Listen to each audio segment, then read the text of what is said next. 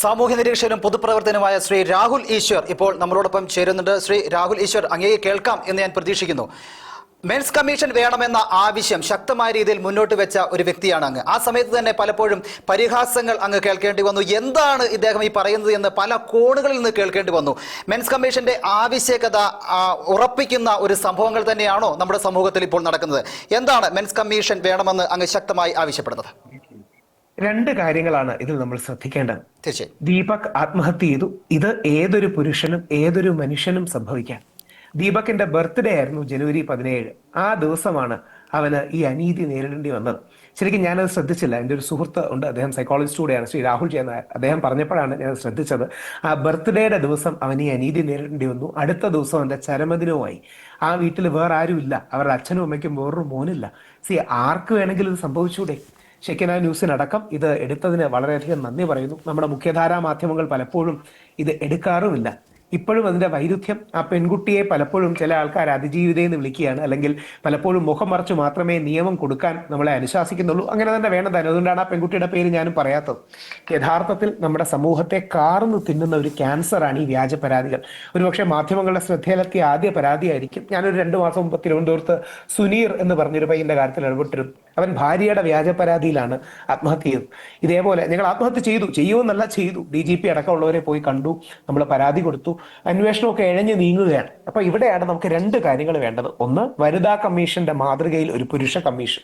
ആ പുരുഷ കമ്മീഷനിൽ പുരുഷന്മാർക്ക് സഹായം, നിയമസഹായം, ഇത്തരത്തിലുള്ള counselling, coaching, mentoring, psychology and life support, ഈ 2 കാര്യങ്ങളാണ് നമുക്ക് പ്രധാനമായിട്ട് വേണ്ടത്. ഇനിയും ഒരു ദീപക് ഉണ്ടാകാതിരിക്കട്ടെ. ദീപകിന്റെ കുടുംബത്തിന് നമ്മൾ 1 ലക്ഷം രൂപ കൊടുക്കുന്നുണ്ട്. അതോടൊപ്പം കുറച്ചധികം സഹായം ബാക്കിയുള്ളവരുടെ നിന്ന് മേടിച്ച് കഴിയുന്നത്ര ആ കുടുംബത്തിന് നോക്കുകയാണ്. 24 മണിക്കൂറും പ്രവർത്തിക്കുന്ന ഒരു ഹെൽപ്പ് ലൈൻ നമ്മൾ പ്ലാൻ ചെയ്യുന്നുണ്ട്. ഏത് വിധത്തിൽ ഇതേപോലെ പുരുഷന്മാർക്ക് പ്രശ്നമുണ്ടെങ്കിലും അവർക്ക് വിളിക്കാൻ കഴിയുന്ന മൊബൈൽ ഫോൺ നമ്പറുള്ള ഒരു ഹെൽപ്പ് ലൈൻ.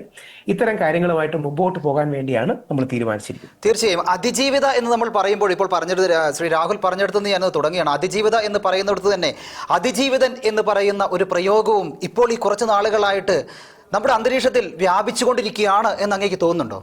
കറക്റ്റ്. ആ അതിജീവിതൻ, അങ്ങനെ കേരളം കണ്ട വലിയൊരു അതിജീവിതൻ ആണ് നമ്മുടെ ഏറ്റവും പ്രിയപ്പെട്ട മുഖ്യമന്ത്രിയായിരുന്ന ശ്രീ ഉമ്മൻചാണ്ടി സാർ. കേരളം കണ്ട വലിയൊരു അതിജീവിതനാണ് സർവമായിൽ ഇപ്പോൾ ഹിറ്റായ ശ്രീ നിവിൻ പോളി.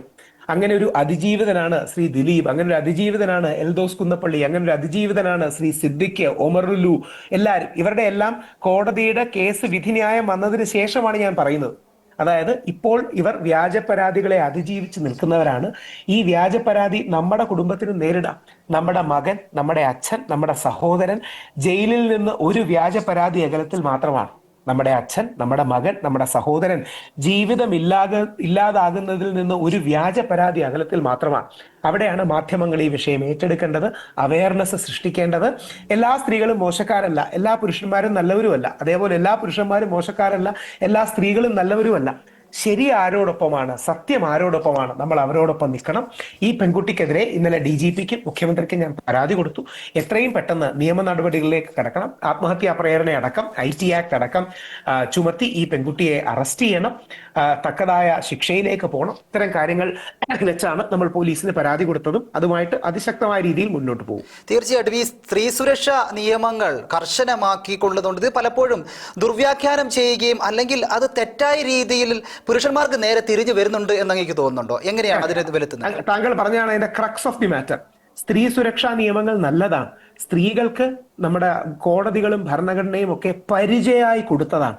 പക്ഷെ അവർ പരിചയക്ക് പകരം അതിനെ വാളായിട്ടാണ് ഉപയോഗിക്കുന്നത്. ഇതെന്റെ വാചകങ്ങളല്ല, ബഹുമാനപ്പെട്ട സുപ്രീം കോടതി ഒരു വിധിന്യായത്തിൽ പറഞ്ഞതാണ്. We have given woman Shields but they are using it S swords. ഞങ്ങൾ സ്ത്രീകൾക്ക് ഷീൽഡുകൾ, കവചങ്ങൾ, പരിചകളാണ് കൊടുത്തത്. പക്ഷെ പല സ്ത്രീകളും അത് വാളായിട്ട്, ആയുധമായിട്ടാണ് യൂസ് ചെയ്യുന്നത്. ഇത് ഈ കേസിൽ മാത്രമല്ല. 498A ഭർതൃപീഡനം എന്ന് പറഞ്ഞു കൊടുക്കുന്നത്, മറ്റേ വിവാഹ വാഗ്ദാനം നൽകി പീഡിപ്പിച്ചു എന്ന് പറഞ്ഞു കൊടുക്കുന്നത്, ഡൗറിയുടെ കേസിൽ കൊടുക്കുന്നത്, വ്യാജ പീഡന പരാതികൾ കൊടുക്കുന്നത്. ഇപ്പൊ ഞാൻ തന്നെ ജയിലിൽ 16 ദിവസം കിടന്നു. എന്തിനാണ്? ഒരു പെൺകുട്ടി വ്യാജ പരാതി കൊടുത്തു, ഞാൻ ജയിലിൽ 16 ദിവസം കിടക്കേണ്ടി വന്നു.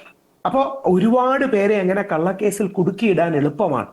അതുകൊണ്ട് അതിശക്തമായ നടപടികളും നിലപാടുകളും വേണം. എന്നാൽ മാത്രമേ നമ്മുടെ വരുംകാല തലമുറയ്ക്ക്, നമ്മുടെ ആൺമക്കൾക്ക് ഈ നാട് ജീവിക്കാൻ സേഫ് ആകും. ഇതിനെ സംബന്ധിക്കുന്ന അല്ലാതെ മറ്റൊരു ചോദ്യം അങ്ങനെ ചോദിക്കാൻ ആഗ്രഹിക്കുന്നു. അതായത് ഈ സാമൂഹ്യ മാധ്യമങ്ങളുടെ ഉപയോഗം പലപ്പോഴും അത് റീച്ച് കൂട്ടാൻ വേണ്ടി അല്ലെങ്കിൽ എനിക്കൊന്ന് ഫേമസ് ആകാൻ വേണ്ടി തുടങ്ങുന്ന ചില തോന്നലുകൾ അത് പലപ്പോഴും പുരുഷന്റെ മേലിലേക്കുള്ള ഒരു കടന്നാക്രമണം തന്നെയല്ലേ? അങ്ങനെ തോന്നുന്നുണ്ടോ? സംശയമില്ല, അതാണ് അതിന്റെ പോയിന്റ്. അതായത് യഥാർത്ഥത്തിൽ വൈറലാകാൻ പുരുഷന്റെ നെഞ്ചിൽ കയറുന്ന ദുരവസ്ഥയാണ് നമ്മുടെ നാട്ടിലുള്ളത്. എല്ലാ പെൺകുട്ടികളും അങ്ങനെയൊന്നുമല്ല, നല്ല ഒരുപാട് കണ്ടന്റ് ക്രിയേറ്റേഴ്സ് ഉണ്ട്. പക്ഷേ ചില സ്ത്രീകൾ അതിനെ മിസ്യൂസ് ചെയ്യുന്നു. പ്രത്യേകിച്ച് ലൈംഗികപരമായ കാര്യങ്ങളിൽ ആരോപണം ഉന്നയിച്ചാൽ വലിയ രീതിയിൽ ശ്രദ്ധ കിട്ടുന്നു. യഥാർത്ഥത്തിൽ ദീപകിന് സംഭവിച്ചത് എന്താണ്? ദീപക് ജന്മദിനത്തിന് എവിടെയോ സാധനം കൊടുത്തിട്ട് വരികയാണ്, ഒരു സാധാരണ മിഡിൽ ക്ലാസ് ഫാമിലി. അതിനുശേഷം തിരിച്ചു വരികയും ഈ വീഡിയോ വൈറലാകുകയും ചെയ്യുന്നു. അവന്റെ അച്ഛന്റെ അമ്മയുടെ മുഖത്ത് നോക്കാൻ കഴിയുന്നില്ല, ജോലിക്ക് പോകാൻ കഴിയുന്നില്ല, കുടുംബത്തിൽ പോകാൻ കഴിയുന്നില്ല. ഇവനെതിരെ പരാതി വന്നാൽ ഇവൻ ജയിലിൽ കിടക്കേണ്ടി വരും. അനീതി ആണ് നമ്മുടെ നാട്ടിൽ നടക്കുന്നത്. നീതി നമുക്ക് വേണം, സ്ത്രീക്കും നീതി വേണം, പുരുഷനും നീതി വേണം. നമ്മൾ അവളോടൊപ്പവും അവനോടൊപ്പവും അല്ല, സത്യത്തോടൊപ്പമാണ് നിൽക്കേണ്ടത്. സത്യം അവനോടൊപ്പം ആണെങ്കിൽ അവനോടൊപ്പം, സത്യം അവൾക്കൊപ്പം ആണെങ്കിൽ അവൾക്കൊപ്പം. അങ്ങനല്ലേ നമുക്ക് പറയാൻ കഴിയും. തീർച്ചയായും. ഇനി തുടർന്നുള്ള ഈ മിഷൻ മെൻസ് കമ്മീഷൻ ദീപകിനോട് തുടർന്നുള്ള കാര്യങ്ങൾ എങ്ങനെയൊക്കെയാണ്, എന്തെല്ലാമാണ് നിങ്ങൾ ചെയ്യാൻ ഉദ്ദേശിക്കുന്നത്? എല്ലാവിധ പിന്തുണയും കൊടുക്കും. ഇപ്പോൾ 1 ലക്ഷം രൂപ അവർക്ക് നമ്മൾ കൊടുക്കുന്നുണ്ട്. ഞാൻ 2-3 ദിവസങ്ങൾക്കുള്ളിൽ തന്നെ വന്ന് കൊടുക്കുന്നുണ്ട് അവരുടെ വീട്ടില്. ബാക്കിയും കുറച്ച് അവർക്ക് സപ്പോർട്ടും കാര്യങ്ങളും ഒരുക്കാൻ നമ്മൾ ശ്രമിക്കുന്നുണ്ട്. എത്രയും ഒരു സീരിയസ് വിഷയമായി നമ്മുടെ പൊതുസമൂഹം ഇത് ഉയർത്തണം. താങ്കൾ ഒരു കാര്യം കൂടെ ശ്രദ്ധിച്ചു കാണും, നമ്മുടെ നാട്ടിൽ ഈ സ്ട്രേ ഡോഗ്സിനും സ്ട്രീറ്റ് ഡോഗ്സിനും വേണ്ടി രാഷ്ട്രീയക്കാർ സ്വരം ഉയർത്താറും. ഇതേവരെ ഒരു പ്രമുഖ നേതാവും ദീപകിന്റെ മരണത്തെക്കുറിച്ച് ഒന്നും പറഞ്ഞിട്ടില്ല, നിലപാടെടുത്തിട്ടില്ല, അനുശോചനം പറഞ്ഞിട്ടില്ല. അത്രമാത്രം വിലയെ നമ്മുടെ പുരുഷന്റെ ജീവന് കൊടുക്കുന്നുള്ളൂ എന്നുള്ളൊരു വിഷയമാണ് നമ്മൾ ശ്രദ്ധിക്കേണ്ടത്. തീർച്ചയായിട്ടും ഈ അവസ്ഥയ്ക്ക് ഒരു മാറ്റം വരണം. അതിനുവേണ്ടിയാണ് നമ്മൾ പോരാടുന്നത്. തീർച്ചയായിട്ടും. ഒരൊറ്റ കാര്യം കൂടി ഞാൻ ചോദിക്കുകയാണ്. അതായത് ഇനിയൊരു ദീപക് നമ്മുടെ നാട്ടിൽ ഉണ്ടാകാതിരിക്കണം. പലപ്പോഴും ഈ പുരുഷന്മാർക്ക് ഒരു പ്രശ്നമുണ്ടെങ്കിൽ, ഞാനാണെങ്കിലും ശ്രീ രാഹുൽ ആണെങ്കിലും പലപ്പോഴും നമ്മൾ മറ്റുള്ളവരോട് തുറന്നു പറയാൻ മടിക്കും. നമ്മുടെ അപ്പോൾ ആ സമൂഹത്തിൽ നമ്മളെ പറഞ്ഞാൽ എങ്ങനെ ഇരിക്കുന്നൊക്കെ ഒരു ചിന്തയാണ് നമുക്കുണ്ടാവുക. ഒരു കൗൺസിലിംഗ് പോലെയുള്ള ഒരു കാര്യം കിട്ടിയാൽ ഒരു പക്ഷേ ഈ ആത്മഹത്യാ പ്രേരണയിൽ രക്ഷപ്പെട്ടു പോയേക്കാം.